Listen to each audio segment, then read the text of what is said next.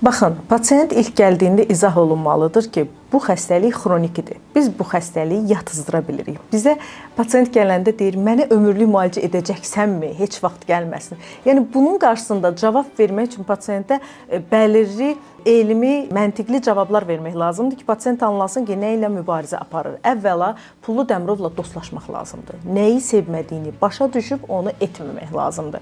Və bir dövr var ki, o dövr ərzində biz pasiyentdə həmin o şeyləri etməliyik ki, xəstəlik yatsın, bir növü küssün, remisiya alırıq.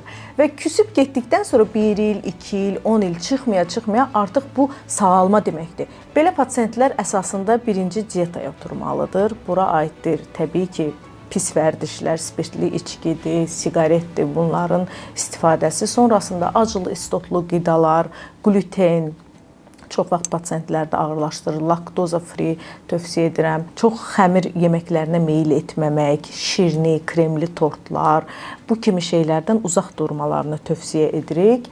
Əlavə olaraq stres, gərginlik faktoru varsa, o faktoru aradan qaldırmaq lazımdır. Yuxusuzluq varsa, onu aradan qaldırırıq. Əgər xəstənin metabolik bir durumu varsa, şəkərli diabet dediyim üzrə, tiroid, hiperlipidemiya, piylənmə, bu şeyləri aradan qaldırmaq lazımdır ki, xəstəlik yatsın.